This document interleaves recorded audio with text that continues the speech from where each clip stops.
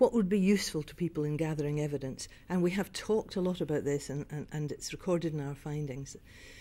Clearly across the field, the CLD practice field, people need to be able to access guidance and tools.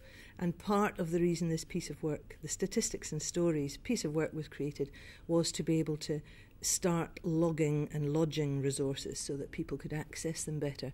That there needs to be a legitimisation of the time that people take to gather evidence, because part-time and sessional workers in particular enjoy the time they spend, say, with young people if they're a youth worker, and don't necessarily see the value of gathering the evidence, the statistics and stories that are required, so that they can understand that it actually matters and it makes a difference to their practice, to themselves in terms of their motivation, and to CL&D in general. I think what would be useful in gathering evidence was if we had a template for completing case studies. That's certainly a way that I find it quite easy to record what involvement a young person has had, and then it's also a way of sharing best practice with other people as well.